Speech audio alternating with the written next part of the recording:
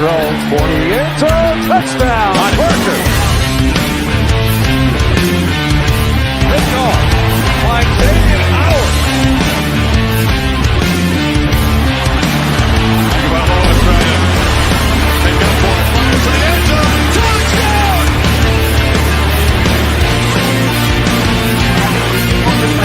That hard work.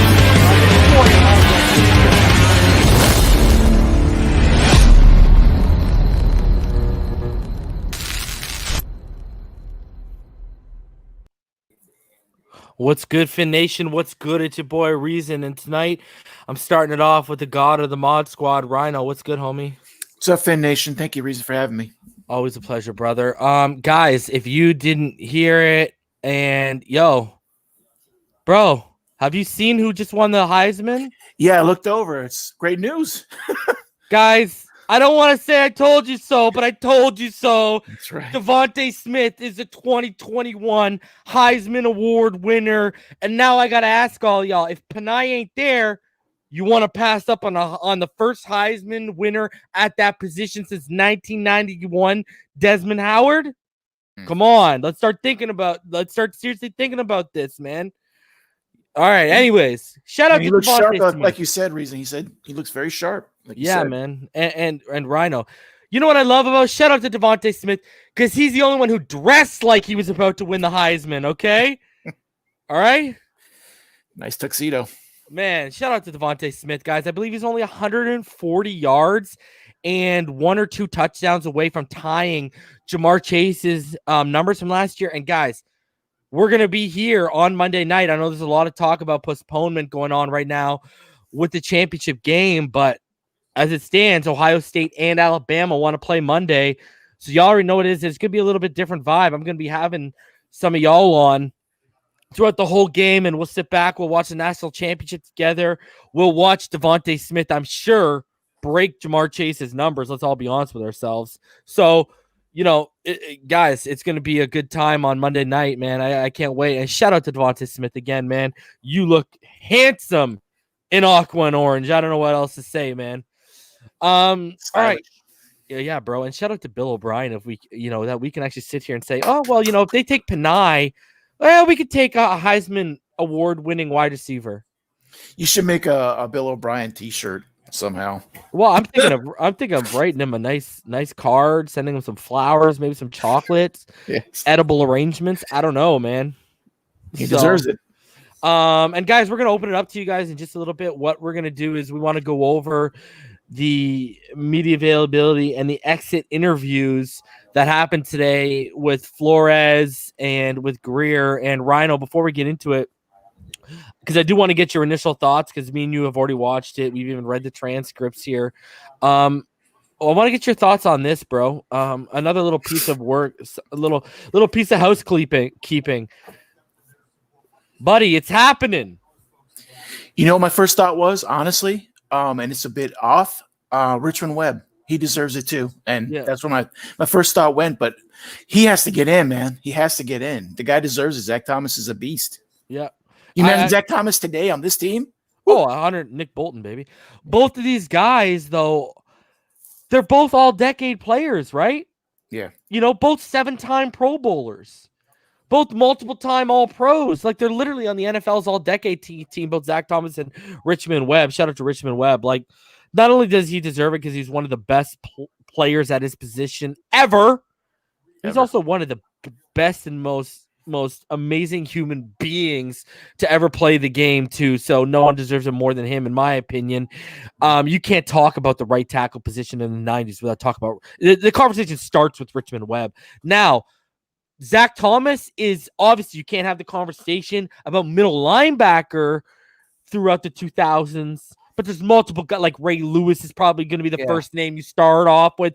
But I truly believe in the 1990s, Richmond Webb's the first name you start off and talk about left tackles. But anyways, Zach Thomas, we riot if you don't make it in, because it's a goddamn travesty that Brian Urlacher has a yellow jacket and you do not, good sir.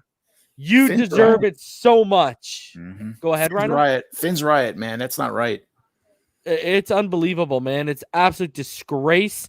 And I had a shout out to the homie Ricketic. We had a great talk. I found out a lot of things about Ricketic today. The man grew up playing football, Rhino. I mean, he made tackles in high school against Frank Gore.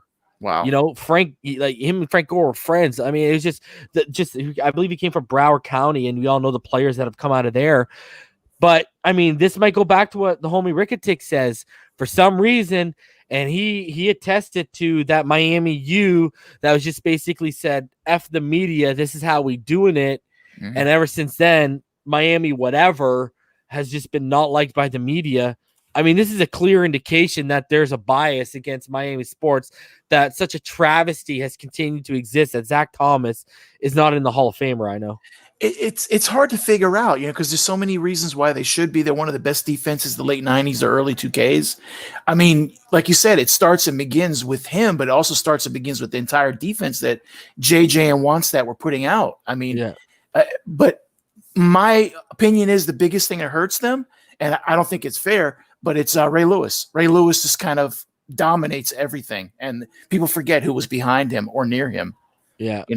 Yeah, and how good that defense was, like all together. Like that defense was ridiculous. Crazy. Sorry, and Ricketic just corrected me. He's from Dade County. That's where he's from. So shout out to Ricketic. And Chalk Vanilla Straw says, congrats, Devontae Smith, man. Even if he isn't a Dolphin, man, I've just supported that kid so much. And just to see all the people that were like, take it. Now you're going to pass up on a Heisman. Now I want to hear the reasoning on passing up on a Heisman, brother.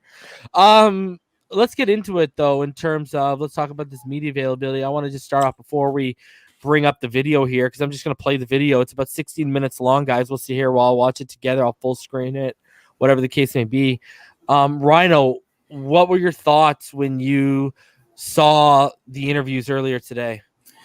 Grier and Flo are some of the coolest, calmest players in the NFL, man. Watching them talk, they're on the same page.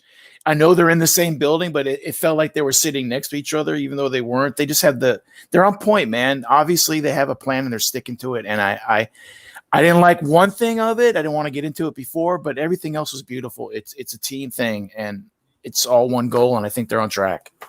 All right. So guys, what we're going to do is basically we're going to go through this, and then stuff we want to talk about, we're going to stop. Me and Rhino are going to talk about it. Then we're going to start it back up and go through piece by piece. So let's do this, man.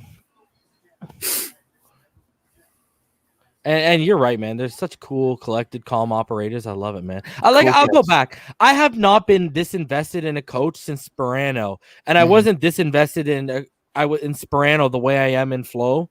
And I haven't been invested in a GM like this since Shula was calling the shots, man. For me, it's JJ. That's the last time I've been this.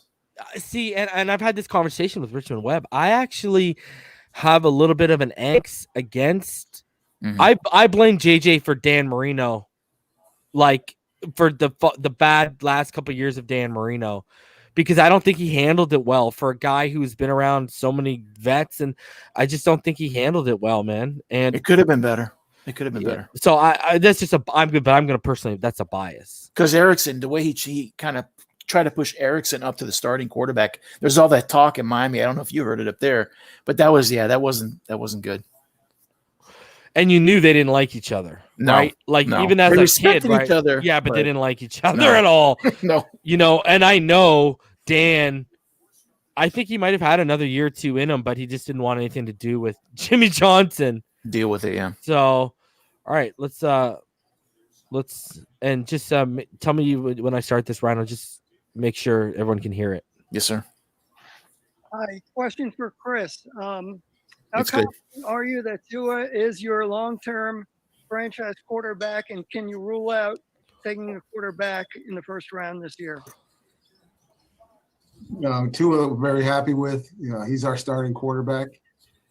He did a nice job this year coming in as a rookie with no offseason and the challenges of dealing with all that. And, very happy with him, and looking forward to watching him progress here over the next off season here and going into next year. And for us, not really talking about draft strategy, anything right now. The season just ended. And we're just going through our process like we do all the time, and we'll deal with that here in the future. All right, let's stop it right already, okay? So all these people out here trying to push this narrative, Zach Wilson, blah, blah, blah, blah, blah. They said they're not going through their draft process. I get that. But let's be honest. Rhino, can you agree with this or not? Does the scouting department not work yearly? Constantly, yeah. They're constantly updated. Okay. So I'm going to stand by what I said, all right? Listen, guys. Here's the thing. I'm not looking for a pat on the back, a pat on the head. You did a good job, Reason, in terms of the accuracy with the draft that I had last year. That's not what my goal is. My goal is that to show you guys, I think I have a lock on how they are not just evaluating players, but what they're looking for. Mm-hmm. And I'm telling you guys right now, I'm going to say it till I'm blue in the face. For example, Zach Wilson. All right. Dante Colonelli was the first guy in the scouting little community there on Twitter or whatever with the Draft Network guys, with all those big guys. A lot of people go do their mocks on. He was the first one on Zach Wilson being a first round grade. And he will tell you Tua is not as polished of a prospect. Justin Fields, the majority of you calling for Justin Fields were the same ones who thought he was crap. But now you saw him have one good game against Clemson.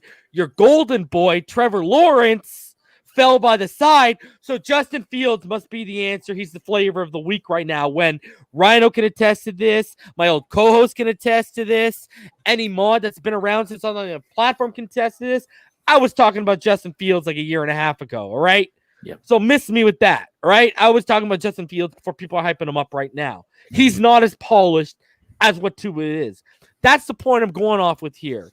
They're telling you guys right now, we want to see what this kid can do with a full off season. And I'm going to say one more time, guys, take it from someone who's always ahead on the draft class. Next year, Sam Howell, Slovis, Rattler, Jaden Daniels, Damien's boy, Michael Penix Jr. There's names in the next draft. It's not one and done here, guys. And I actually think the top three, all right, Slovis, Howell, and Rattler, and even I put Daniels in there because I think Daniels is a stud. He's just got to add to his frame. I think those four are better than the top, like in terms of quality through the top first four, not just one guy, Trevor Lawrence, making it top heavy. I think those four guys are more talented, and a couple of them are more NFL ready than Zach Wilson or Justin Fields right now. Sam Howell is going to be very, very special, people. Trust me. So, pump the brakes. Let's see what we can do where they put some. And here's another thing. Why are we going to raise capital, Rhino? I mean, RG3, was Kirk Cousins a first overall pick? No. He was a day 3 pick. Okay, yeah. 4th round, like right? you said. That's what you do. If they're going to invest in a quarterback this year, it's going to be from the 4th and beyond. Mm-hmm. And it's going to be competition, because here's why you build with a Penei Sewell or you go get a Devontae Smith. Because whether you have your quarterback figured out or not, those guys will still be there. Well, it's just impossible to know. Even the year Dan Marino had, you had a very good inkling, but you didn't say he's our franchise quarterback until the year after. Yeah, that's when he was our franchise quarterback. Of course, we had a great feeling about it, but you just can't draft someone number 5 and be done with them after 9 games. Everyone wants to bring up Arizona. The GM is not firing our head coach, so this is not the same situation. Now, if Grier was firing Flo for some reason, okay, that's a valid point, but you just can't make that investment and think about winning the Super Bowl next year legitimately and saying we're going to win with a rookie. Like Larry says all the time, you can't win with a rookie. It just doesn't happen. So they cleared it up. What you're doing, Rhino, is I keep telling people, you're eating into another year of the Jones X window. Right. They're not going to be performing at this level at 31, 32. No. Oh, no. You have 3 years left at that window. And another big reason, and you just brought it up, and I think it may be even bigger than what we just talked about. Next year, 2022 draft, 2 years from now, That's the draft you bail out into if you have to. Yep. Not now. The talent's just better, like you said. Why would Yeah. you do that? It's stupid. But because people live in the moment. You know, I don't want to say, like, let's say short-sighted, where if you're long-term sighted and you do the research and you watch the tape, you say, okay, you know, I understand there's a lot of talent coming out next year, but everyone's like, okay, we got to live in the moment. We got to do it now. Mm-hmm. But here's the thing. I go back to this. Even when I was on the other platform, Ryan, I don't know if you saw this, but I know Damien did, Pyro did, all those guys did. What would I always say?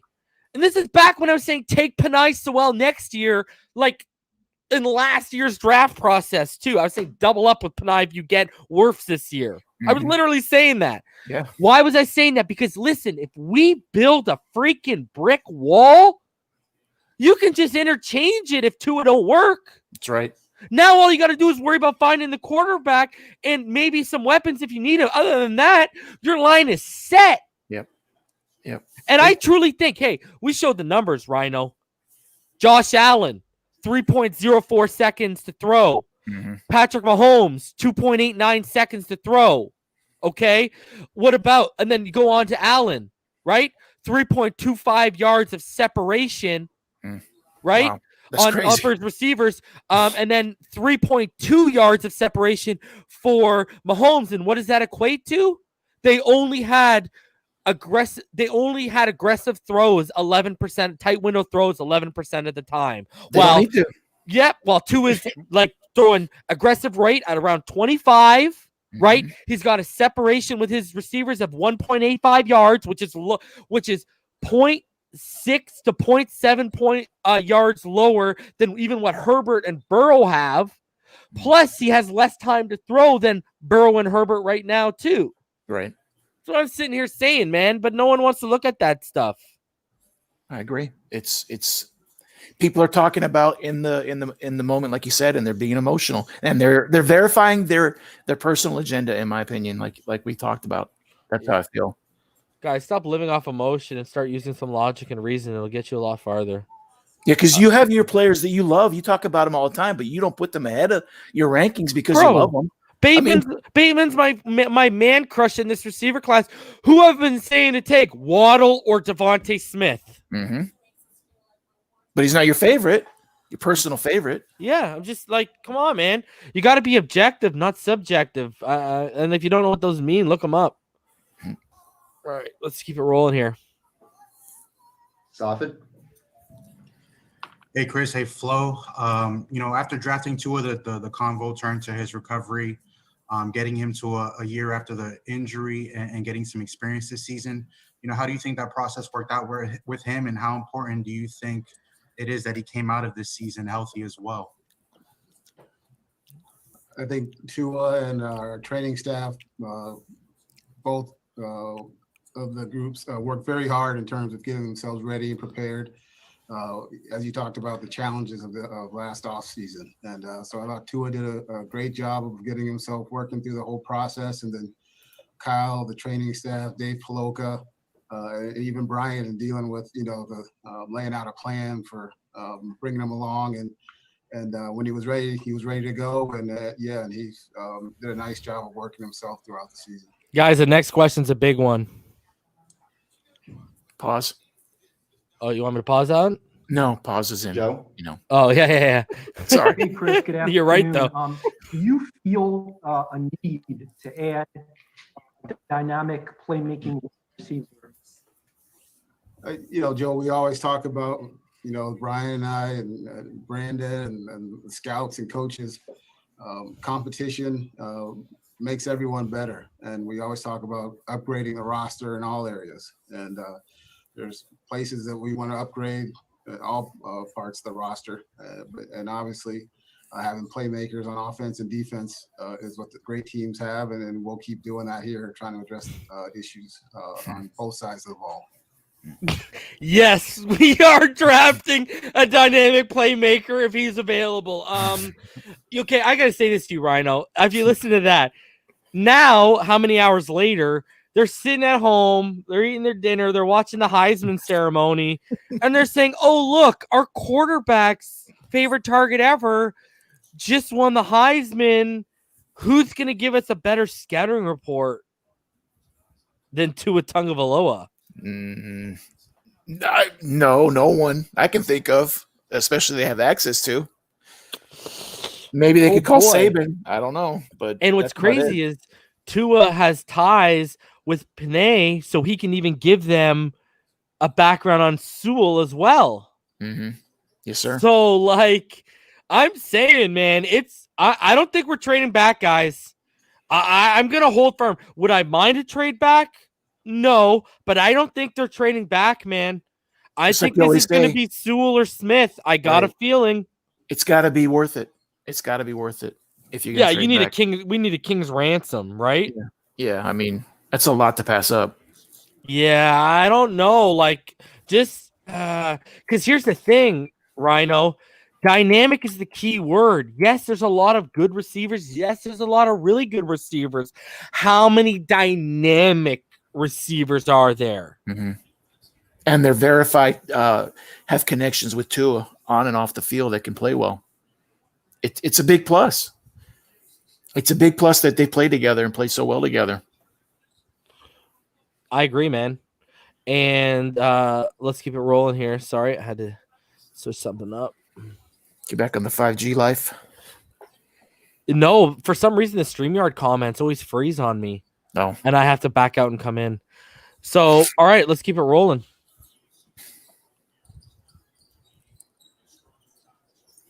Adam? Chris, piggybacking on that question, if your desire is to add competition and upgrade at all positions, is quarterback part of that calculus? Yeah, it's every position. Like I said, it makes everyone great. I mean, there's been history has shown, doesn't matter who it is, that you're always looking to bring in guys that fit your system and then will push people and make them better. And so competition at every position. And we talked about that last year. We were going through it. Competition at every position. So, yeah. Tell him, Brian. I want to be clear that Tua is that's what I thought was interesting. There was the pause, and he had to say it again. That's what I love. Yeah. Guys, do you realize what just happened there? Flores gave you a coaching PR answer, and then Chris Grier backed him right up and said, but I want to be clear, Tua, literally, the exact quote, okay, guys? Like, this is literally what he just said. But I also want to be clear that Tua is our starter, and we're very happy with his development so far. It's very important, the timing of that. Shout out to Cap with the huge $25 donation, man. Like I said from day one, you give Tua a full year with a full arsenal, and who says we can't get another QB in late in the rounds? Best of both worlds scenario. Exactly, man. Mm-hmm. Take a Brock Purdy late. Take someone that's going to be sitting there on the late days. Because Brock Purdy last year I thought was going to take a huge leap this year. He didn't take it. But he showed a lot of stuff last year that I liked on tape. Why isn't he worth a 6th or 7th round flyer if Fitz doesn't come back? Because this is what I want to say. Before we get going here and keep going. Rhino, do you think we should bring Ryan Fitzpatrick back? Because I don't. I think you need to sever the Gailey Fitz cord. You need to say, Gailey, this is your guy, and whoever we bring in via late round draft, wherever, this is what you're working with now. Because here's the thing. Look what Zach Taylor did with Joe Burrow. Mm-hmm. Zach Taylor installed formations and passing plays from LSU's playbook that Burrow was familiar with. We did not do that with Gailey in the Alabama playbook. Interesting. Well, after last night's stream that you put out, before then I would say, yeah, hell yeah, Fitz wants to come back and he will be back. But what you described last night, whether he was a part of it or not, he could have done a lot to change a lot of stuff that you described. So no, I don't want him back. And I think in a way, it's kind of like someone looking over your shoulder when you're repairing something. You just don't feel like you can be yourself. And I think he taught him what he needs to know about working through the week after a loss, after a win, what he needs to do as a professional. I don't think there's much more Fitz can show him. Mm-hmm. Can't show him how to throw. Can't show him how to not throw interceptions when you're not supposed to. So agreed. He's a professional, and Tua loves him, and I don't know. Well, it's time to move on as far as I can tell. Yeah. All right, let's keep it rolling here, bud. Hey, sorry, excuse me for the baby crying. I guess this is for Flo and maybe for Grier as well. Do you guys plan on having all of your assistants returning in 2021 in your coordinator positions? Yeah, we expect everyone back. Hopefully you're not jinxing me now, Cam. Last time I said that, we lost Carl Durrell, we lost Pat Graham, so thanks. Hopefully not, though. But yeah, we expect everyone back. So I got to pause it there because, he named people that he lost last time he said that, but he said the same thing and then Chad O'Shea was gone. Now, to you privately, Rhino, I don't think they're going to fire Chan Gailey. I think it'll be a conversation. I still think, guys, I don't think Chan Gailey is going to be the coordinator heading into the 21 season. I think it's going to be George Godsey. A ball game, me and him talked privately. He made a good point. He said, listen, they could keep Chan around to help ease the transition. My whole thing is he's not from the Chan coaching tree. He's from the O'Leary, Bill O'Brien tree. So I don't think the tie's there. And if you look at it, it's clear Flores stepped in and said, I don't like your tempo. Let me see what my guys got last Sunday in Buffalo. But Rhino, I told you privately, I think they're going to mutually part ways in terms of they're going to say, okay, this isn't working. And he's going to retire right off into the sunset because here's the thing. Godsey is actually the one that's Flores' guy. Chan isn't Flores' guy. Godsey's actually Flores' guy. Right. What do you think about the whole Chan Gailey thing? Because, like I said, he said the same thing last year. You saw he mentioned the guys who was gone and Chad O'Shea. Now, I get we might want to see what he has with COVID, but we go back to what we were saying with Fitz. I still say, you go back to the early Zooms because I know you watch them, Rhino. It really seemed like he only came out of retirement under the impression that Fitz was going to be the starter. You saw what Chris Kaufman said yesterday. Dude, he didn't find out that Tua was a starter until it came into the media. That's mind-blowing, yeah. So, clearly there's decisions being made without Chan Gailey. So, I want to get your thoughts, Rhino, on Flores saying all the coordinators come back next year and the whole Chan Gailey situation. Just going off totally we don't know him, obviously, Flo, but trying to read Flo, I think he is such an amazing coach for compartmentalizing everything. Mm-hmm. He's telling the truth today. Yeah. Okay. People say, oh, that's lying. No, it's not lying. He's telling you he's probably saying, well, we haven't talked about that internally. So how can I answer that? But why am I going to tell you that? No, we expect everyone back. End of story. It could change tomorrow. But what you described, like I said, what you described last night blew my mind. I cannot believe that would actually take place today. But the evidence is there, and I tend to believe it did happen. And I am amazed at what a good head coach we have to deal with all of that and still get this team to 10-6 and to get a rookie ready to play, dealing with a veteran that has an offense coordinator that apparently values him more. So, no, I don't think Gailey will be back. If I had to bet on it, I'd say no. They're going to do what you said, give him the option to retire peacefully and quietly along with Fitzpatrick. And we're moving on. That's what I think. It has to be. It didn't work. I agree. It didn't work at the end. Yep. All right, let's keep it moving.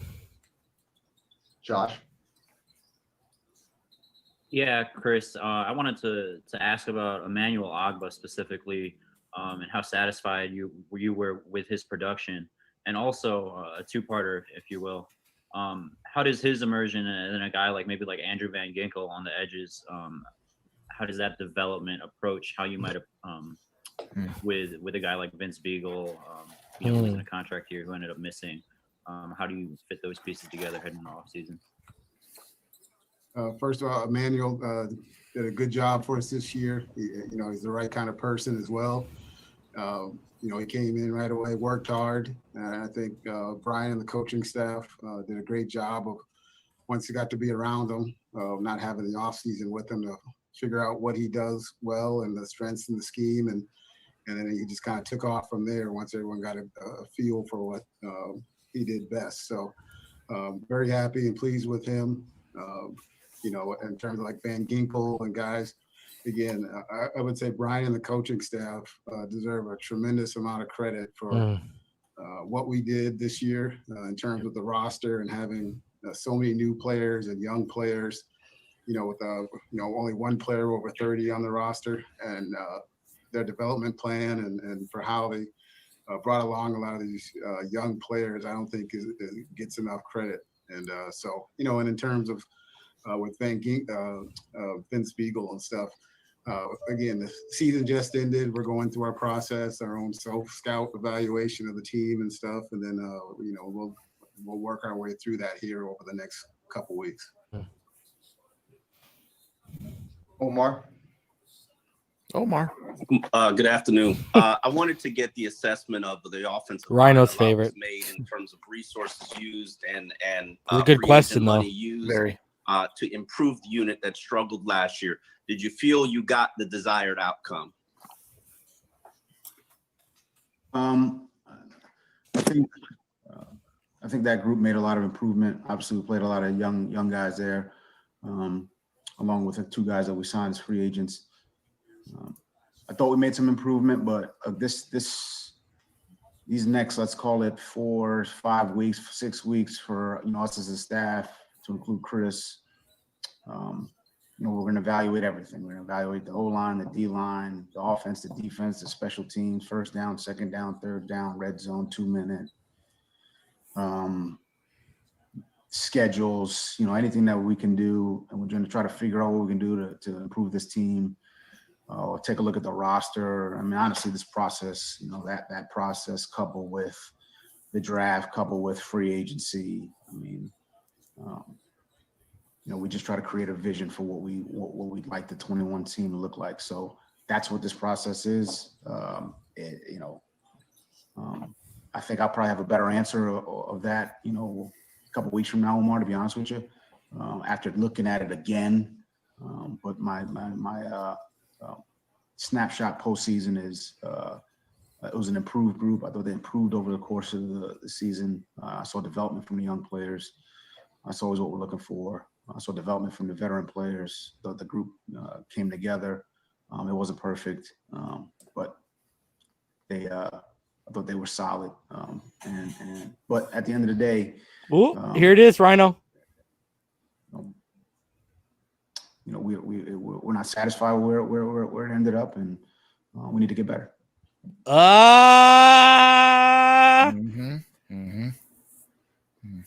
When I say Panay, you say swell. Panay. Swell. Okay. I'm just saying, I don't know. I mean, he just kind of said, yeah, well, if the Jets don't take Panay, I think we're going to improve the group. You know what I mean? Yeah. Oh, so that was more, guys, that was more of a clear answer than he gave you on the dynamic receivers, man. Grier's probably like, man, I wish I didn't let him answer that question. Well, he's telling the whole NFL, if you're gonna come with the big stuff. That's what we're saying for that guy. Woo! So, what do you think about that answer, Rhino? Because that's a good one. Yeah, he did. He basically did say that. Yeah, I love it, and I really hope they're on that page. I hope it's not smoke with these guys. Anything's possible. They've earned that reputation to throw a lot of smoke when no one knows what they're going to do. We don't know. Yeah. So yeah, Ben, I'm just so excited. I wish I could be a fly on the wall for their free agency conversations and their draft board. When they create their draft board to see how, what the vision, because when he says the vision, when he talked about creating the vision for 2021, I just got so excited because I know this team could very well be a 12 or 13 win team next year with the proper improvements done. Mm-hmm. I truly believe that, man. Yeah. Yep. We could be the ones battling for the number 2, number 1 seed next year. Just saying. Yeah, it could. And guess what, guys? We got the quarterback to do it too. All right, let's continue on. Steve? Good afternoon. This is for whichever one of you wants to give me the better quote. What is the likelihood that Fitz will be back? What has he indicated to you all about what he's thinking, and do the Dolphins want him back? Again, look, we've got to go through a full process, a full evaluation. Like I just said, we'll evaluate offense, defense, special teams, and then we'll create a vision of what we want our team to look like in 21. You don't do that one day or 2 days after the season. I just think that's not what Chris and I both, we talked about this extensively. Don't think that's the hear that, Dolphin fans that want us to draft a quarterback to make decisions. And crazy shit. We're not gonna rush anything. He just put you on blast without putting you on blast. Fitz, along with all the free agents, are gonna be part of the conversation because we know them. But those decisions, or even we're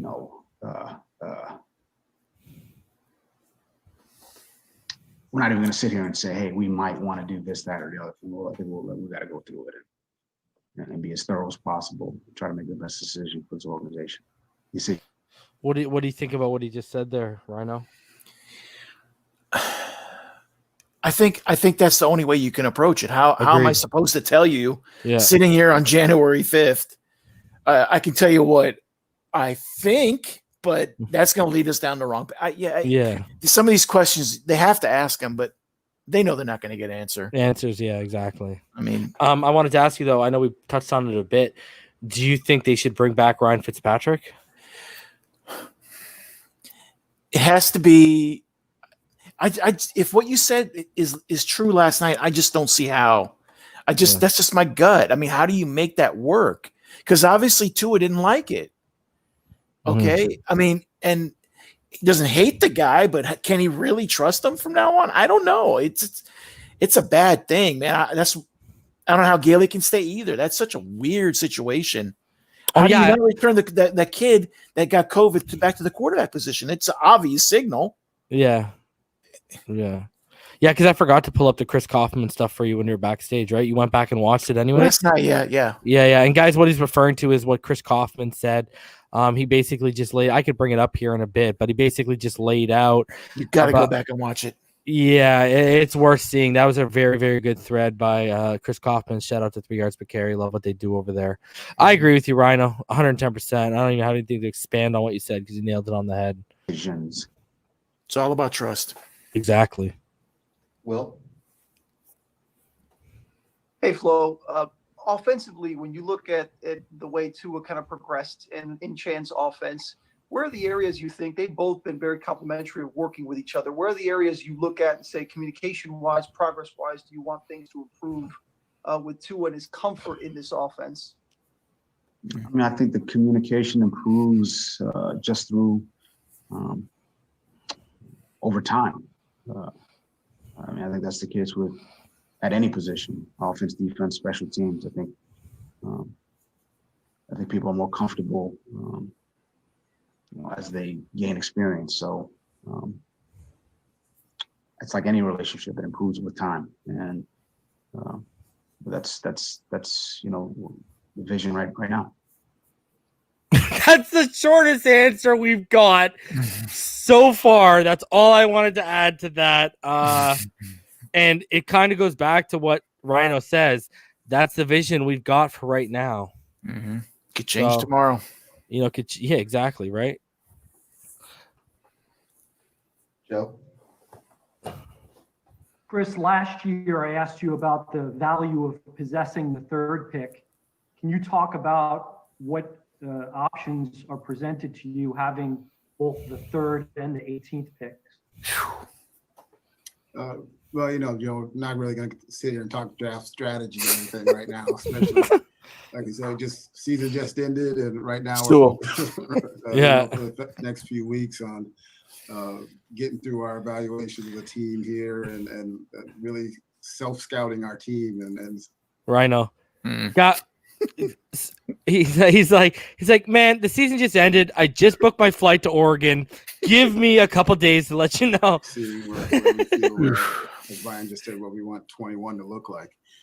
And, we'll start dealing with that here shortly. Once the Senior Bowl comes around here in a couple weeks when we're down in Mobile and going through that process. But, we're excited to have the picks we have. There's some good players, but again, most of the players haven't even declared yet still, so I'm not going to speculate on anything, but we're excited about the future here and what we can do for 21. Everything about 21. No, he couldn't give draft strategy, and they still got a longer answer about that than Tua and Chan's relationship. That's what I'm doing. Hey, Chris, I missed that little chuckle of yours every time you answer a question with us. I have to ask you. Safid. Consideration for GM Brian of the year. looks I think impressed. you guys put together a great team. You guys obviously won this season. What are your thoughts on any consideration for yourself as GM of the year from outsiders? To me, at the end of the day, it's about building the thing right and winning games. And to me, the one thing I think, Brian will hate saying it, but to me, I don't think there's any question that Brian is the coach of the year. And Brian does not like any of that stuff. He hates when I say it. The last game might kill him, though. Roster, push him through going through this with the pandemic. The young players, again, how young we were with no off season and a completely new roster to win 10 games is what we have, and a rookie quarterback and 8 rookie players on offense playing. Brian and his staff did an unbelievable job, and also would like to thank Brandon Shore and Cal Johnston for keeping us updated on the protocols through everything and updating the COVID procedures, and then Brian enforcing it with the team and reminding them every day that that Brian will tell him he loves the guys and there's no, don't be embarrassed if you get COVID. It's not anyone's fault. So I think he just created a sense right from the start to the team. Knew that Love Brian this coach, had man. their backs, Yeah. believed in him, and the team believed in him, and it showed this year on the field. So, I don't really listen to any outside stuff, Safid, but I think the important thing for what Brian did with this team, I think that's what people should really be talking about. Safid, I'm voting for you as journalist of the year. You get my vote. For either Brian or Chris, Not Omar. Take that. I think a lot of what 2021 might come down to is what you all can do to maximize Tua's set, to make him most comfortable in the offense. When you think about those considerations, what comes to mind? Is a system, for example, the right system for Tua? What do you think? It's a fair question, though. He had to ask it. Yeah. I mean, I think.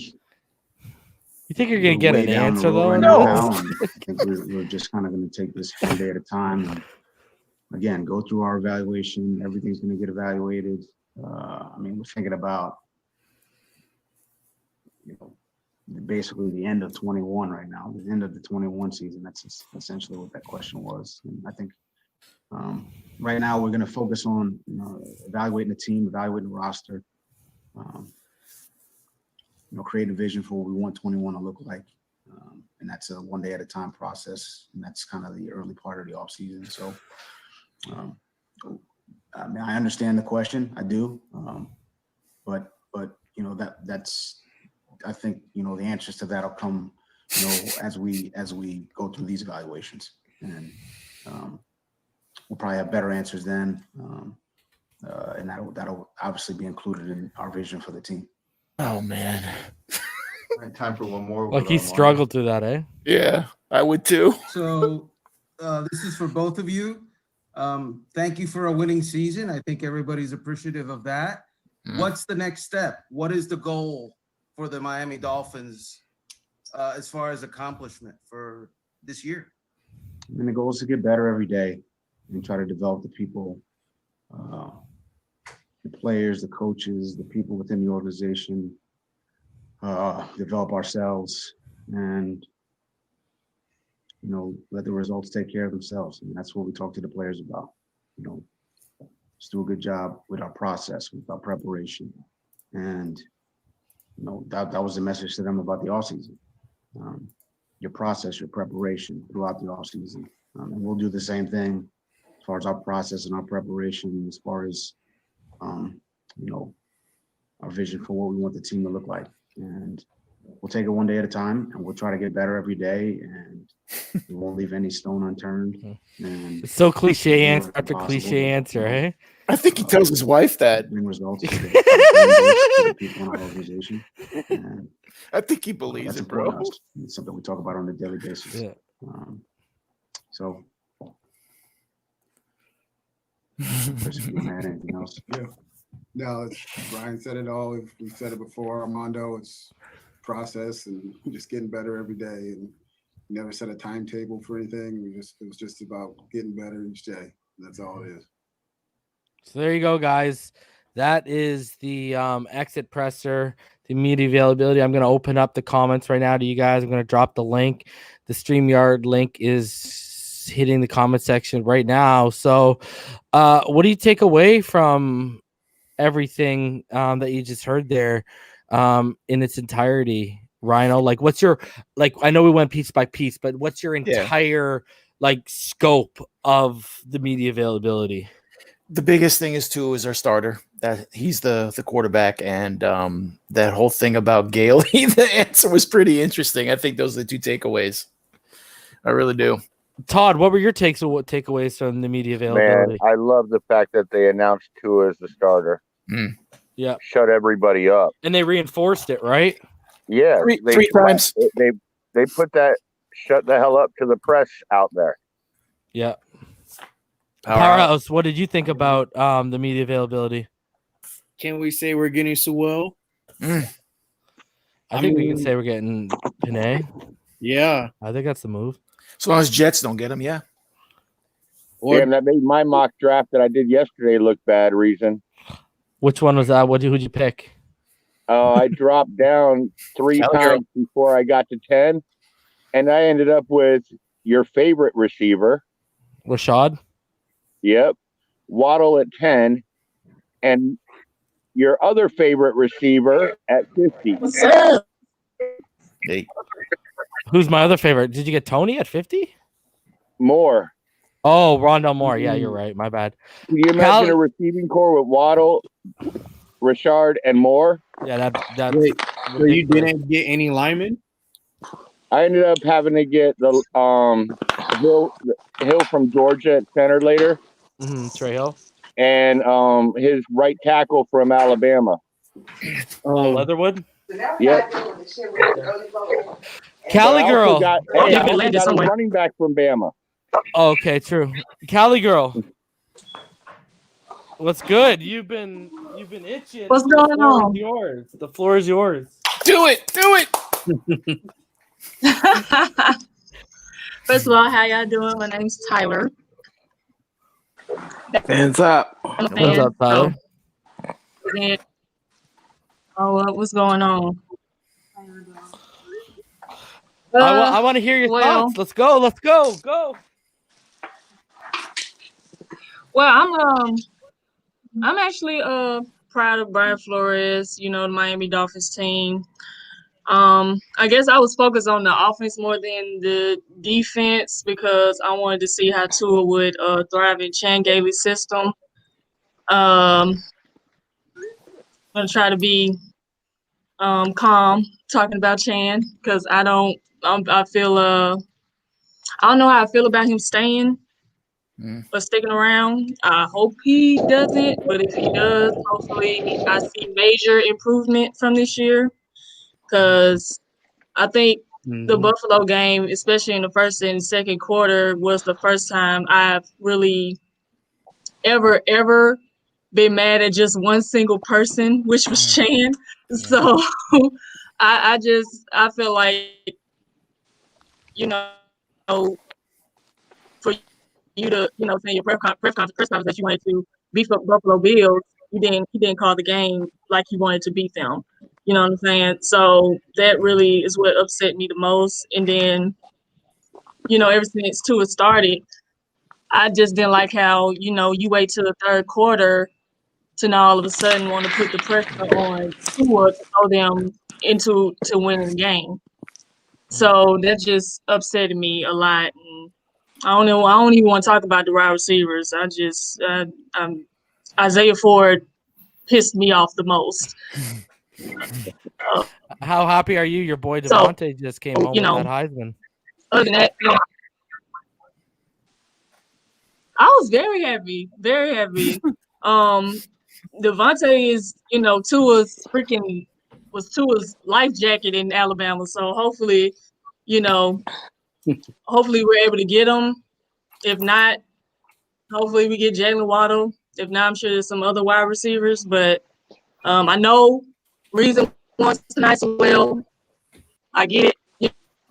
But I just feel like wide receiver is just like the biggest need in my mind. I really believe that. I mean, I'm not gonna. Hey, if it's Panay or if it's Devontae or if it's Jalen, let's go. I mean, Waddle. I'm telling you, people are gonna see Waddle ball out in the championship, and they're gonna be like, "Oh my goodness gracious me!" So, all right. So, Damian, welcome back. I'm gonna go through everyone here because I got Gen Z, Shake, Chaos. I'm gonna come to each one of you guys. Damian, what were your thoughts on the media availability? I was fins up, Rhino. I was so excited just to hear both confirm that Tua's our starting quarterback. I think that was important, so all the haters can shut up. We knew just that. deal with it.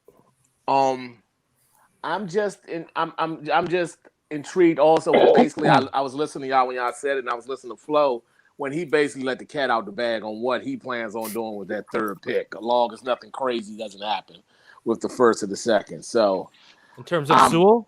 Yeah, as far as Panay, I'm very excited about that, and I'm just optimistic to what the offseason is going to bring. As far as the draft process and free agency and the draft itself. So I'm just looking forward to it and just glad to be along for the ride, man. Agreed.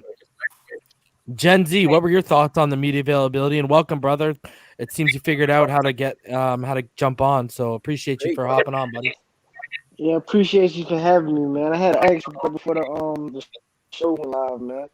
But I mean, those guys are not going to say anything that they might feel and might jeopardize what they have planned going on for the future. But I'm just happy that they said that Tua was the starter going forward in 2021.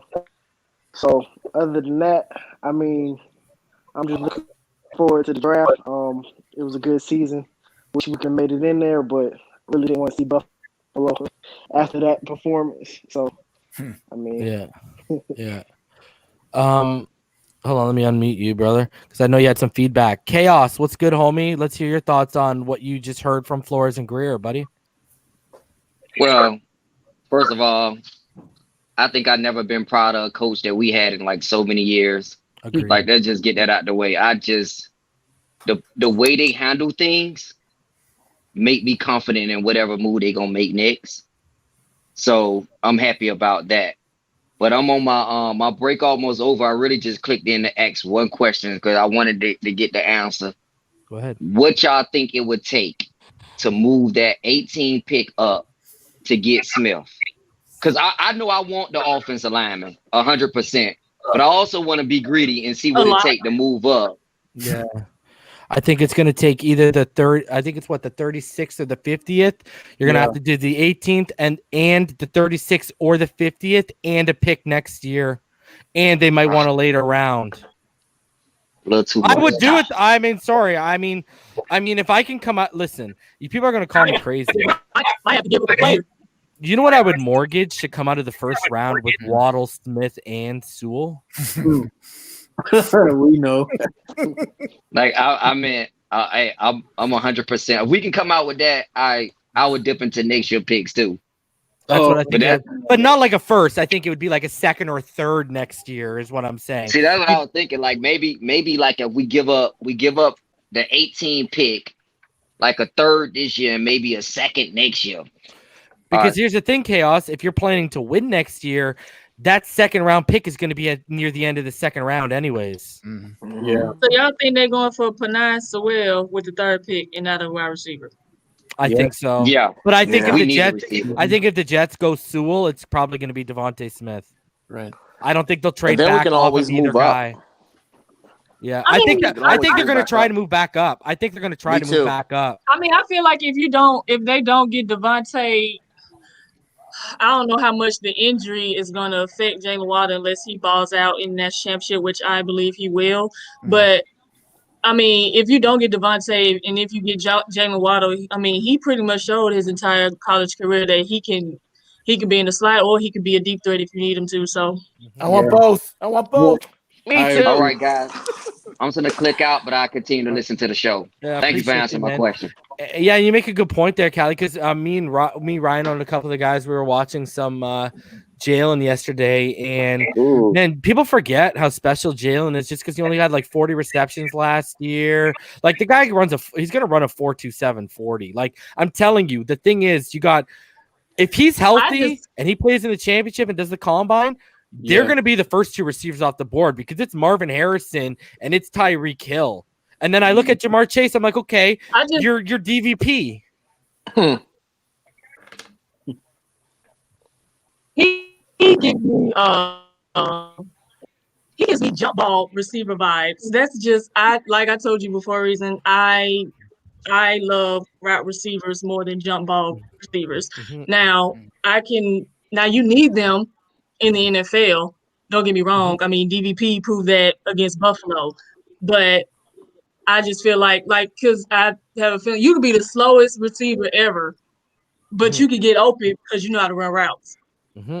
So, True. you know, I love the way Jalen Waddle plays. He plays scrappy, tough. Like he plays like he's the biggest guy out there. So it's like if you don't get Devontae, you get Jalen Waddle. He can do it all, and he got the speed to be able to do it all. So yeah, you know, and I think he's just much like I think Rhino and Damian will agree with me. I think Jalen's just much more dangerous when the ball, like you look at Jamar Chase, how many routes does he try to cut it back or make something happen? And he gets some yards, but then he gets tackled. Whereas if Jalen makes those same cuts, first of all, he's breaking ankles. Second of all, by the end of it, he's gone. Like I just think Jalen's way more dynamic than Jamar. Like, Every reception could be a house call. Yeah, exactly. But you're right. See, that's why I compare him to DVP. It's Jamar Chase. When you talk about his elite traits, it's just at the catch point. That's all it is. He's not an elite separator. Like Rhino, guys, how many plays did we watch yesterday where there was so much space around him manufactured? Like, I mean, you see it when you watch the guy. Hey, I honestly see Jamar Chase ending up in Cincinnati because of all the hype he's getting. He's going to end up in Cincinnati. Joe. Yeah. See, that's the thing. Like, he doesn't fight for yards like Waddle does. Like you can see once he has the size. He has goes the down. route running and separation to him. Yeah. Jalen Wall is a very good route runner. Yeah. Like, people sleep on how good of a route runner he is. In other words, I'm saying if anybody out there important Jamar Chase is the best out there, let Cincinnati pick him up first. You said Chase has a better route running than Waddle? No, Waddle. No, Waddle. What he said. Who? No, I was joking around. I said if anybody important out there is listening, Chase is the best receiver, so Cincinnati can pick him up first. You know what's crazy? I'm telling you right now, this is the crazy. When you talk about like Ruggs, even Michi, you want to throw Michi in there? You got Michi, Ruggs, who else? Jerry Jeudy, Waddle. Devontae Smith is the best one out of all of them. But what's crazy is Waddle is just as fast as Henry Ruggs, but he's almost as good of a route runner as like a Jerry Jeudy or Devontae Smith. He's a way better route runner than Henry Ruggs. Don't forget Amari Cooper. Don't forget Amari Cooper. Yeah, but that's when you. How about Amari? I'm talking about when they were together. I'm talking about the group that was together. Calvin Ridley. Yeah, Calvin Ridley was there when they were freshmen, right? Yeah, like Devontae was a freshman. Yeah, Michi gonna be the. Michi's the future now. Michi's gonna be the top dog when Jalen and Devontae leave. But he Yeah, gets open, me too, so he's gonna be all right. He's gonna be straight. Yeah, he's a beast. What's up, Anthony? Reason I just did a draft, mock draft before I came on, where I came out with Sewell, Terrace Marshall, Javonte Williams, and Josh Myers with my first 4 picks. What's your opinion on that mock draft? What did you take Javonte at? At number 50. At number 50. Wow. So hold on, who is your first second round pick? Josh Myers. A little rich for my blood on Myers. I think Landon Dickerson might be a better pro than Josh Myers. That's my opinion. I just think your center's a little rich. That's all. How about But he's Terrace hurt. Marshall at number 18? I like Terrace Marshall. He reminds me of DK. So, do you think if Terrace Marshall balls out at the combine, he's going to be maybe a top 10 pick like DK was? DK Metcalf was? Sorry, I didn't hear what you said, bro. You have some feedback, Anthony. Yeah, you got some feedback going on, buddy. Okay, if DK comes out, if he balls out like DK did at the combine, do you think he's a top 10 pick over Devontae or Jalen or Who? Jamar? Who? Terrace Marshall. Terrace Marshall. Hell no. Marshall. Hell no. Terrace Marshall will not be a top 15 pick in this draft. Rashad Bateman, Waddle, they will all go ahead of Terrace Marshall, man. Yeah. I mean, that's not. He won't even crack the top 5, bro. He's good, but he's not going to crack the top 5. Why do I think even what? if even if he performs like DK did, because no one expected DK to be a first round pick at all. Either. He wasn't. So, He wasn't. He wasn't. He was a late second too. Shoot, Saint Armand Brown could possibly go before Terrace Marshall. He's in that group with Terrace Rondale Marshall. Moore on it. Yeah, man. DK wasn't a first round pick. That's why everyone's so mad, because we could have used the Josh Rosen pick that we traded to get DK Metcalf. Hell, Seattle passed on him once, I believe. Yeah. Yo, Pyro, what's good, buddy? Look at Pyro changing up. The Palm Beach player. What's good? This guy. The Najee Harris fan club has arrived, bro. The only person we need to pick in the first round. I took Najee today in a mock too, Pyro, and I did it for you. You took him at 18? No, I worked a trade and I got an extra pick in the second round and I took him. Okay, hold on. Let me ask the Bama fan. Tyler, in your opinion, is Najee Harris worth the 18th pick? Would you take him at 18? Yes. Over Waddle? I can't. Well, hold on. Why you had to say like that? Why you threw that out there? That's right, Rhino. You had the right answer and you had to do that. Someone had to do it. Okay. I'm not, because them wide receivers, they piss me off so much this season. Yeah. I would not pick. Damn. That's tough. You got me with that. That's tough. Just say it, Harris. Do you think Najee will be there with our first second round pick? No. So we He might might have go, to take him yeah. at 18 or move He's up gonna- to get him. I would take, y'all might have to move up to get Najee. He going in first round. It might not be first. If he don't, he's gonna go probably top 20. That's my prediction. So somewhere around that range. Steelers might pick them like I they don't did.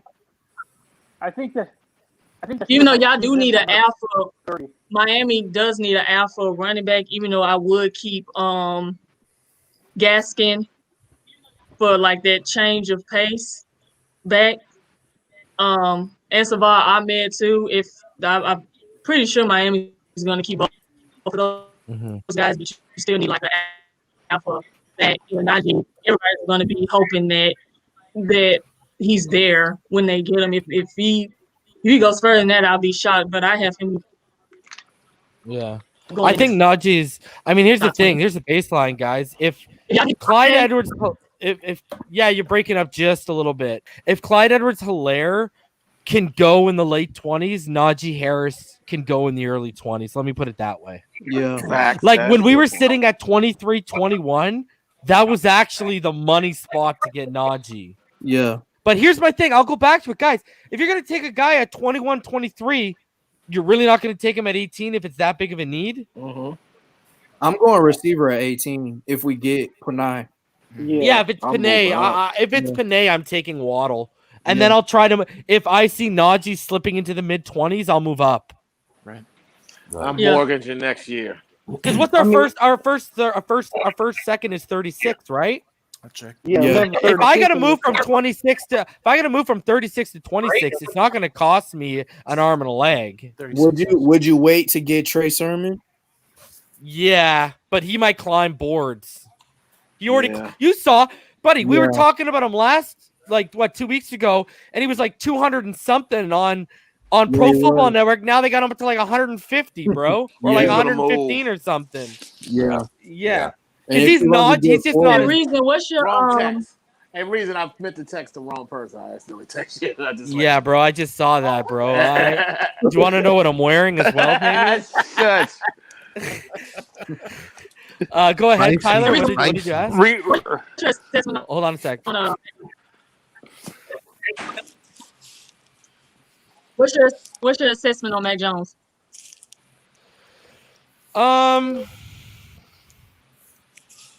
Like, I don't know, man. He's a tough one because I don't see the ball placement and the accuracy and the anticipation. Here's the crazy thing. I guess I'm so biased because I've just watched so much Tua last year. The amount of time, and I noticed it last year when Tua got hurt. Like everyone has to slow up on their slants. Guys on their go routes are no. There's not a lot of in stride throws. Like it's amazing how Tua could go from 4.25-ish speed to 4.35-ish speed to 4.4 speed, and every guy was in stride. Mac Hollins doesn't have that same Here's the thing. Okay, perfect way to describe Mac Hollins. I see good traits. I see a few really good traits. I see nothing elite. I see a big arm, but I don't see anything elite when I look at the kid. Same thing with Kyle Trask. I'm a Gators fan, and I don't know if I'd draft that kid, man. Because I mean, you guys saw how he performed he plays with Pitts. He looks like Burrow. Then he loses weapons and he can't throw a touchdown in his 3 interception city. You know what I mean? I'm always I don't like night and day quarterbacks. I need some sort of consistency. You know what I mean? Now, I would take Mac Jones higher than Kyle Trask, but I wouldn't take Mac higher than Trey Lance. I agree. So Mac Jones probably sits at my QB5 right now. Reason, what would you? I have a So question. do you for you, think he's going in actually. second or third round? I actually think Mac Jones or Kyle Trask. I think this is going to be See, I had some guy on here a couple of days ago. Oh, we're going to get 4 or 5 receivers in the top 10. No, I think you could get 4 or 5 quarterbacks in the top 10. No, I think you're going to get 4 or 5 quarterbacks in the first round. And I think the one who sneaks in, if it's going to be someone beyond Trey Lance, is going to be Mac. Okay. Kyle has a chance in the late 20s, but I wouldn't. How you guys doing tonight? Sharif. Sharif. What's going on, Hey, Sharif? Doing okay. Conspiracy thanks, man, what's up? What's shout Tom out Hanks' to latest movement today, Sharif? shout out to all the Miami Dolphin fans. But my thoughts on Chris Grier and Flores is, I've been monitoring this, development of each player on the roster. And even if you look at the fan speak GM mode, you would see, well, this is who Flores and Grier developed. They developed this guy. It's actually an 80% ratio of who they developed. And you can include 8 starting rookies in there. You could even include some of the statistics that Reason brought up for Tua in terms of who versus who. And then you have the splits and whatnot. But the development on this team from rookie to veteran, it's been spectacular. Mhm. Under the circumstances of Except COVID, if your name is Ted Karras or Eric Flowers, but continue. if you don't have the talent, they will, you get the Gailey bus. We got to name that the Gailey bus now. But yeah, that's my thoughts. I'm very well appreciated of what they're doing, and I can imagine the next draft development with that draft, and along with the 2-year development, I can only see playoffs and more development. Sharif, do you see Fitzpatrick coming back? I think for the sake of a new fresh start with Godsey or potentially someone else, I don't think they're gonna need his services. All right, let's bring that up. Exactly what you're talking about for people who haven't seen it. Tyler, you'll know what I'm talking about. That Kaufman thread yesterday. Let me just bring that up. It was really good stuff. Because guys, this really shows there's an internal struggle going on, and I think, this is why I talked about earlier. I think this is why you move off of, Fitzpatrick. I think it comes down to Gailey. I think it's, I hate to use this kind of reference, but you got to cut the umbilical cord. I mean, this is what I think it's coming down to right now. You got to get rid of the safety net. You got to say, okay, I understand you spent 6 years in your system. That's fine and dandy. I'm proud of you for that. But at the end of the day, this is the kid. This is the future. It's time to start not only developing him properly, but it's also, hey, let's start giving this kid the proper tools he needs. And start designing your plays and your play calling around his skill set and the things that Tua does best. I mean, here's the thing, guys. I kept hammering you guys with the stats of up tempo and no huddle. Do you realize we saw empty sets yesterday? 2 days ago, we only saw empty sets like 3 times all game. Like, that's ridiculous when you get the guy gives you 102 passer rating out of empty sets, and we're down by the way we're down. What are we doing with our lives right now, Chan? Like, sip the NyQuil, pass out, and let Godsey take over here, kid. So here we go. We got a month ago. The reasons this is from CK. A month ago, the reasons I detailed why I think Gailey and the Dolphins would part ways had to do with the clear difference between how Gailey called the games with Tua in versus Fitzpatrick. That's not new or revelatory anymore, but it showed Gailey had a preference. When Flores had to replace Tua in the Broncos game, he described it because he wanted more tempo. One thing that was clear at that time, that was Gailey was uncomfortable calling tempo for Tua. He was more comfortable doing it with Fitz. I think the tempo thing continued to be a sticking point. Before a game, Gailey even told some members of non-local media that he hates all the hurry-up stuff, doesn't buy into it. Meanwhile, you could see Flores agitatedly motioning for better tempo on the sideline of game. Gailey is a good dude, a good coach, and I don't think he dislikes Tua in the slightest, but he clearly loves Fitzpatrick. The two have been together for Gailey's last 6 seasons in the NFL. There was a rumor Gailey found out about Fitz being benched for Tua via the media. Guys, that's not good. You know what that tells you? A, they didn't want to tell him because they thought he couldn't handle it, or B, they didn't want to tell him and want his input because he might have fought back on benching on benching Fitz, and they didn't want to hear it from Gailey. And what does that tell you? Gailey's not. If that's true, Gailey is not in the future. He's not involved in the plans with this future franchise quarterback. No. He's on the outside looking in. Anyways, I remember seeing Gailey. He's such a candid guy. You can't help but love him. Flat out say Fitzpatrick can do far more with this offense since Tua is so young. That's pretty much straight up contradicting Flores, who instead insisted Tua is starting because he's the best for winning now. When Fitz started another game against the Jets, what did Gailey do? Pass, like 80% passing, often out of empty backfields, and featuring the up-tempo that Gailey himself says he hates. It was like he was showing Fitz off. See what we could do together?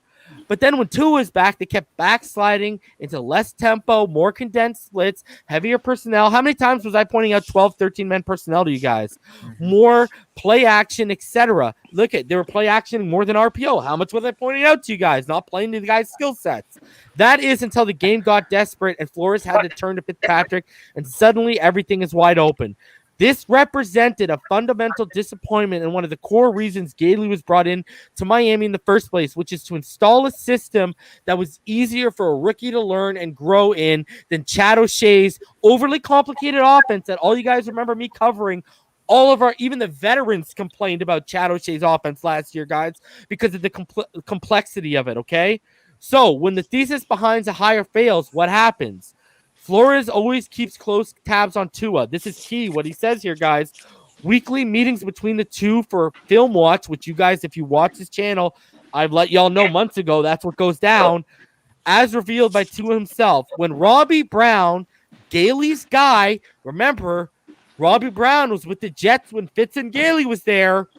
Flores had Godsey, Flores' guy. Again, I saw someone, a podcaster, try to say doesn't want Godsey because he's Gailey's guy. He's not. He goes back to O'Leary and Bill O'Brien, and his first professional coaching job in 1990 was with the New England Patriots.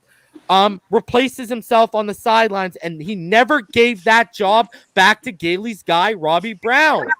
Flores gave it to his guy and said, that's enough.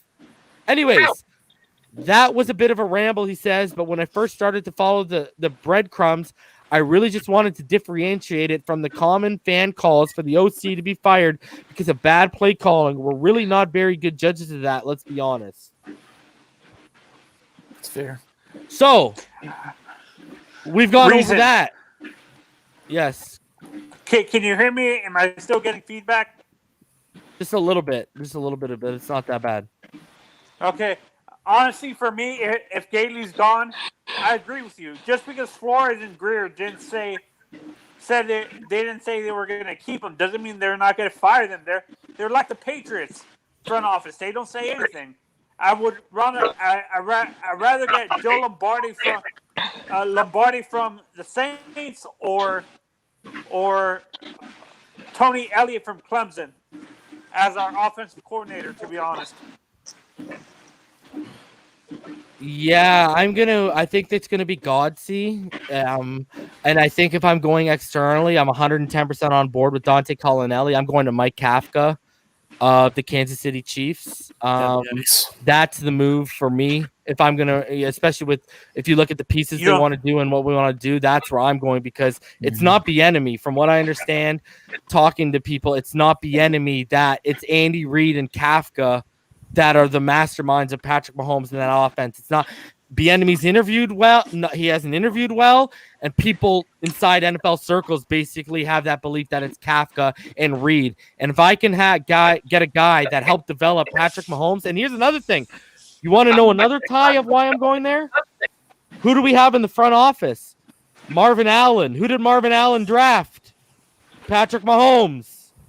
He also drafted Josh Allen. Just saying, that's the tie.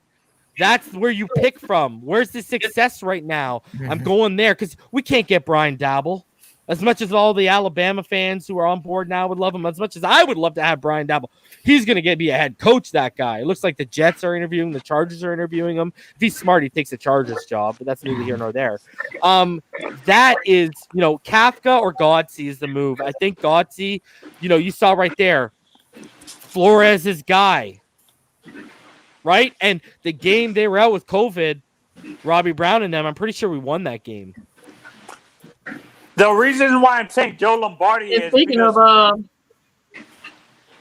the reason why I'm saying Joe Lombardi is because he has who did we compare him to when he was coming out of college? Drew Brees. And Joe Lombardi is his quarterback's coach in New Orleans. That's what I'm saying.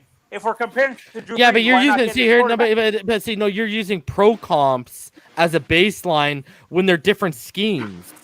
They run a totally different scheme out in New Orleans than what we're running right now, and they run a totally different scheme than what Alabama ran. It's not a similar scheme. you're taking pro comps as a baseline when it should be scheme is the baseline right now.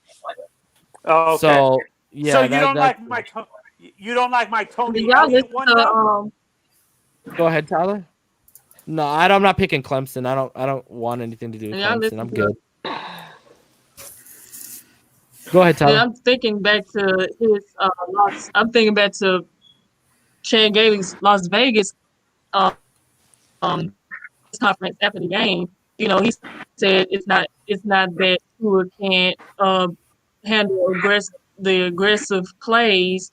So it's like, if that's the case, you know, why aren't you doing it with Tua? I mean, you obviously showed that you can also make it work with Tua in the Arizona game. So it's like, that just boggles my mind. So it's like, what changed? You know what I'm saying? So it's like, I just think it just come across like that whole thread. It came across, I don't know, unprofessional to me. Because it's like, you know, whatever the head coach says goes. I'm sure he expects you to do the job that you do for Fitz. You need to do that for the quarterback that we picked to lead this franchise. So, you know, you want to, and fans pointed out months ago, like, you running all these short routes and screen passes, running the ball when it's 3rd and 9, and it's just, it don't make no sense to me. Like, you want to show off Fitz. None. Okay, you can do it too. You showed it in the Arizona game. You showed it against Cincinnati Bengals. You showed it against Kansas City. So why would you not do it in the most important game of these guys' career? Yeah. Of his Exactly. Yeah, and here's the thing. That's why I was so No, upset with him in the first and second quarter. Yeah. No, As you're long as you right, come man. out calling plays like that just upsetted me so much. So that's why I don't want him back. And it's like, and I love Fitz, but that's also why I wouldn't want him back either. It's no time for fake. Yeah. No time for that. Adrian He's points got out the end of the day. Tua got a job to do. Tua wants to be the best. Yeah, no, hey, I agree. Adrian points out here the game that Godsey called was the Cardinals game. Oh, you could tell. Okay, so Wow. I'm just saying, and Adrian ain't lying. That was Tua's best game. Wow. Shout out to Nico. He asked, wait, "What do so I it think of wasn't- Morg from TCU?" So it wasn't Sorry, Chan I Gailey. did- No, it it wasn't was- Chan it Gailey was- that was on Arizona girl? Because Yeah, people yeah. were There you saying go. he was still calling the game. Wow. He was just Tua's quarterback coach for that game, but he wasn't calling plays. That's what I kept. Holy crap, dude. Yeah. So Nico asked, "What do I That's think of crazy. Morg, the safety from TCU?" Yeah, that is crazy. I think he's a stud. I think he's better than the other safety there, Darius Washington. I think Morg's going to be special. And then there was who got that ringer popping Not me. off? Rhino. I am hoping that was not your ringer. No, that was Rhino, man. I saw that my waving God. on your Give a profile. Rhino the Brian. I saw that It's waving on your YouTube, damn profile. it. It popped up. Hey, Someone I is like it though. I like Android. it. I like Yeah, I it. just wanted to go off one thing that Tyler said though when she was talking about Gailey, because here's another thing. Guess what that Kaufman thread didn't mention?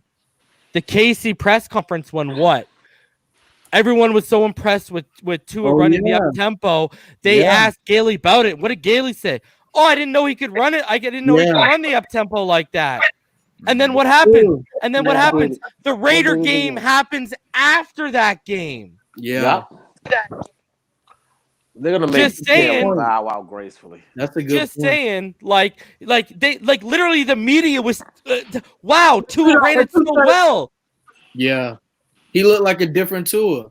Like But and this guy. But you trust Fitz more. But you trust Fitz more. But Tua also showed you that he can do it better. Like, it don't make no sense to me. It didn't make no sense to me. And they was down on 3 points. So it's like you were down 3 points, and then all of a sudden, when he comes out, now you want to open it up and try to win the game. When you could have did that with Tua. So Fitz easily. can be a hero. Like that's why I don't want him back. It's like I believe in Tua, I believe in his talent. I wouldn't go hard for the kid if I didn't. And so it's like it was a part of reason why I was scared Miami, because it's like he's on the right path, and you got the organization trying to go in the right direction, and it seems like it's always something that messes it up. Yeah, I honestly think Gailey's gone. I know what Flores said, but so I have that feeling. A part of me was like, just- knew it's we were just, gonna lose that Buffalo game when we came out Right on in the lead. That's funny.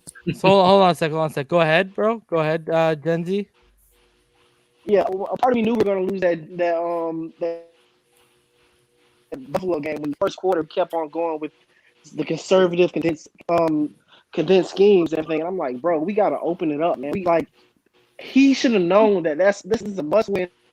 It's going to be a high scoring game. Like Josh Allen and the Buffalo Bills have been scoring on teams all year. I understand we got the number one defense in the league, but this is going to be a shootout, and we're over here trying to like game manage the game. In the first quarter, like when we got those early turnovers, we were supposed to like convert on those plays, man. And he just came out with that conservative offense. And I knew it. I was like, bro, we're not gonna be able to win this game, especially when we had to set up that field goal.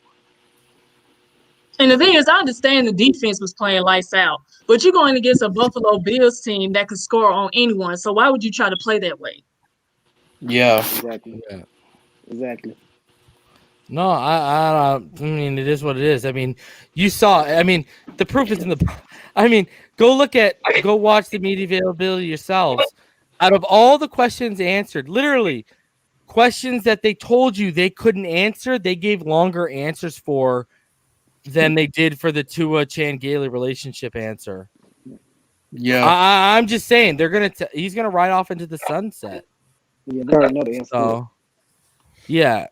So I mean, I gotta ask you, Great One, what are you enjoying, bro? I don't understand what this guy's out here saying. I'm enjoying this. What are you enjoying, bro? I mean, are you enjoying Josh Rosen still being absolutely nothing compared to what you tried to sell Dolphin fans he would be? Are you enjoying the fact that Tua showed more flashes in 10 games than Josh Rosen in how many years?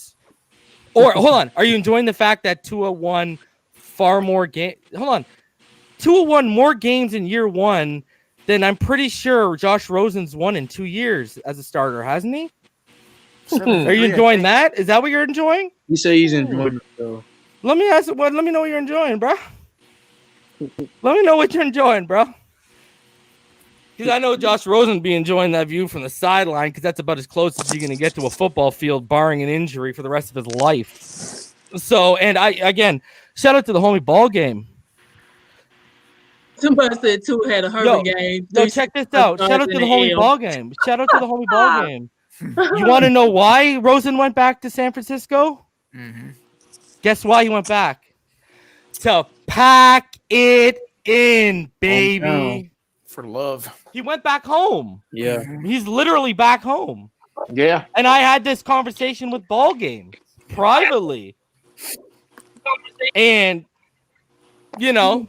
that's pretty much an understanding right now, is that if it don't work with Kyle Shanahan, it's packed in. And his girlfriend's there too. And it's not going to work because quiet as kept, the rumor is they're trying to get off Jimmy G and trade up to get a quarterback. Yeah. That's what I like. But they have Rosen. They're trying to get rid of him. Yeah, people have them in mocks. People are like, apparently they're people, I guess, think they're fascinated with Zach Wilson. Yeah. I think Bill Belichick could take Jimmy G back in a heartbeat. Yeah, and all I'm saying is, guess what? Yes, he would. Guess what? Yeah. All I'm gonna say is to say this: Ball Game actually personally knows Josh Rosen. Yep. Like they have a personal relationship. So I mean, that's not hearsay. That's like legitimate rumblings. Like that's the whispers right now. Because you remember, right? Check this one out, guys. Why did he go to Tampa Bay? Remember, him and his agent told all of y'all. They told the Dolphins to release him so he could decide to wherever he wanted to go, and they chose Tampa because that was the best place for him to grow. Why all of a sudden did that change? That didn't even take a full year to change. Why? Ricketick said it's because the understanding is Brady's going for another year or two, and Rosen's packing it in, buddy. So, hey, it is what it is. Since he comes from a rich family, he made a whole ton of money. Good riddance to him. It is what it is. We got our franchise quarterback, not selling people on some flimsy, not even practice squad worthy like quarterback right now. You know what I mean?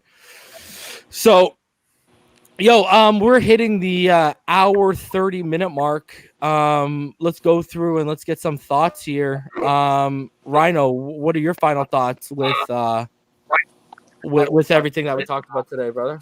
That was a really enlightening day for us Dolphin fans. I think, it's nice to 95% settle who we're going to, have as our quarterback next year. We know how the 5% is. They'll never stop.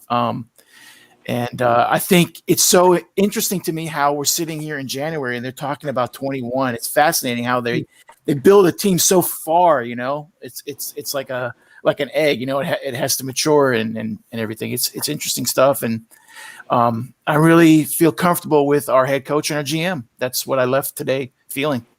And one thing I'll add, can anyone on this panel, on this round table, remember the last time our GM and our coach endorsed a rookie quarterback that much in an exit interview? Nope. Old Joshy boy didn't get that one, did he? No, he got the old Stephen Ross treatment where literally I remember me and EM laughing about it where Stephen Ross went on, "Oh, I wish there were more Jewish," because Stephen Ross is Jewish. Mm-hmm. "Oh, I wish there were more Jewish quarterbacks in the NFL." And Stephen Ross's literal answer, "We have one. I just wish he was better." He did say Literal that. answer. I He remember said that. Stephen He Ross. literally said that. Yeah, he did. Yes, he All they did. gotta, obviously Miami has obviously still has a rep of the last 20 years. Mm-hmm. So only way for them to prove that they're sticking with Tua, obviously they're going to have to pick somebody else that's not a quarterback, because you know how the media is. Like, yeah, of course he had to say that, but really it's like to them, in order for them to prove that, they're going to have to draft another need and not quarterback. Mm-hmm. That's the only way to get them to shut up about it. Yeah. But honestly, you got Mel Kiper, Lewis Riddick, Dan. I love Dan. Who else? Marcus Shannon Spears. Sharp spoke out. Yeah, Shannon Sharp. Telling Miami, if you don't listen to nobody else on ESPN, especially Shannon loved Tua. Yeah. But if you don't listen to nobody else in the media, listen, they telling y'all to stick with it. They see it. Once you get, they saw what it was. The people that actually watched the tape, they know he didn't have the weapons he needs to succeed this year. Mm-hmm. He tried the best he can. I mean, look at the stats. But it's like you need better people that plays at his speed to be successful. And y'all got the draft capital to turn it all around and be able to compete with the Bills. And just y'all third rebuild? That's second what it's rebuild? about. Just next season? Yeah, that next year will be year 3. Yeah, don't pass up on it.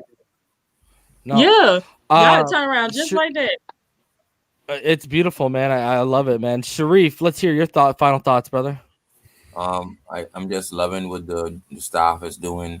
And I like how he says, right down to the, the staff in the building, the security guards, everyone gets better every day, and it keeps people like Omar off, and it keeps people like Safed losing all of his credibility. So I like it like that. This guy, I like it like that. Sharif going for throats. Inside the NFL does not endorse the following comments by Sharif. All right, Damien, what are your thoughts, brother? What are your final thoughts? Optimistic about the offseason, and just waiting to see the moves that are made in free agency and the draft. And just can't wait until the report comes out that offensive coordinator Chan Gailey has decided to retire. And we can move on. I think that's the way it's going to happen. They're going to ask him to bow gracefully. And congrats to Devontae Smith. Hopefully we move up in the draft and salvage that 18th and one of those second-round picks and a later-round pick to move up and get Let's you. do it, baby. And guys, we're about to go do a mock draft when we get out of here, and we're going to try and move up and get both. So we'll let you know how it works out. There we go. All right. Let's get your final thoughts, Tyler. In terms of Tua, the media availability, exit meetings, etc. I like Brian Flores. I like his spirit. I mean, obviously they really care and wants to prove that they can turn this franchise around. So I'm looking forward to next season. It makes me excited about the draft, especially to see who they're going to pick at number 3. I feel like they probably need one more defensive player on defense, maybe. Offensively, I want to see what they do. If they, my main thing is if Chan Gailey sticks around, I'm anxious to see what he's gonna do with Tua this time. Because people, I mean, I got feedback. No, it's all good. It was Ken show.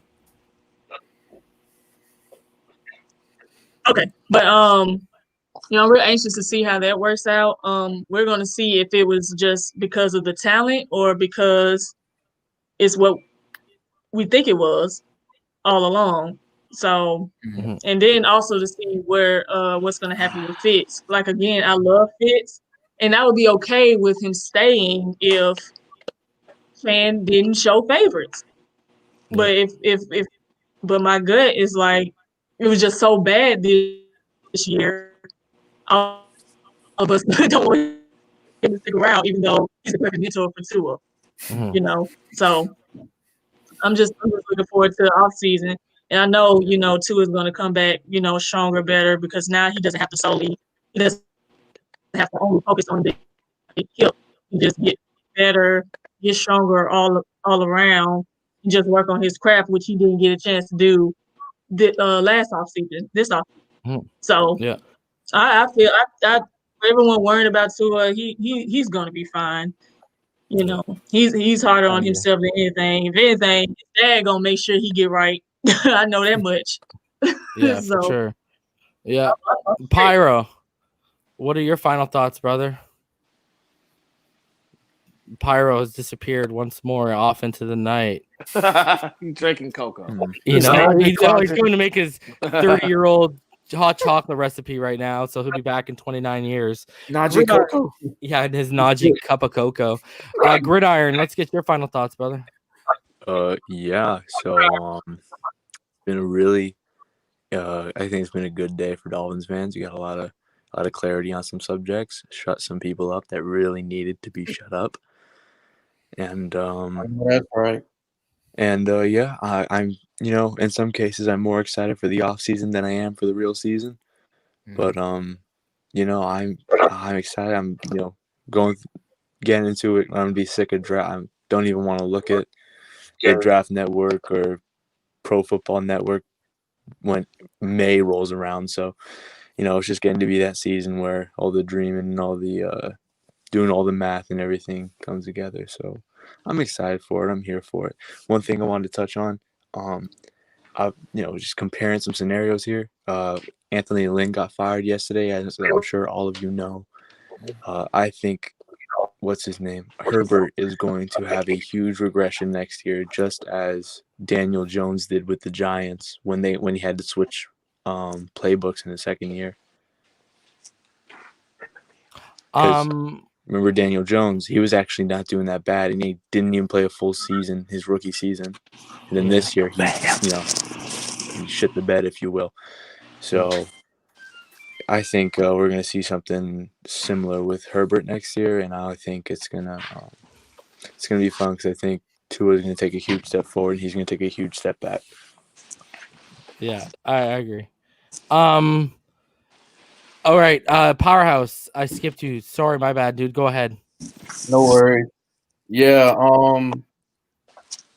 I'm most excited about the off season, and I'm happy that Flores and Grier finally came out and confirmed that Tua will be our starter to shut the haters up on us drafting a quarterback at 3. I don't even know why that was even a thing. But yeah, and don't be surprised if Chan Gailey is gone by the draft. Yeah, same. Yeah, that'd be the perfect time. Guys, I'll be back tomorrow night with the homie Mr. Ballgame. We'll be breaking down every single one of Tua Tagovailoa's drop back from an all-22 perspective. I just want to say, guys, I was telling these guys before I went live, well, Rhino, I believe, and Damien. My mother, guys, God bless Mama Reason, all right? she watched the first quarter of that game, and my mom, she watched me play flag, she watched me play rap, she watched me play in high school, she watched me play in college whenever. Well, I didn't really play in college, but she showed up. Power to her. All right. So my point of the fact is, you know what the first thing she said to me when she saw me tonight, because we hadn't seen each other since I ended the stream last Sunday, she said to me, why didn't they let that kid throw in the first quarter? That was what Mama Reason, who hadn't even, she's not even a casual fan, guys. She's just a football mama growing up, a hockey mama growing up. And she said to me, why didn't they let that kid throw the football? All right. I'm just saying. So put that thing into perspective. And if you say something about my mama, I'll come to where you're at. I'll slap the mother ever loving shit out of you. Other than that, fins up all day, every day. I'll be back tomorrow night with the homie Mr. Ball Game. Y'all already know what time it is. I hope everyone stays happy, healthy, safe, and blessed. And we'll see you tomorrow night, guys.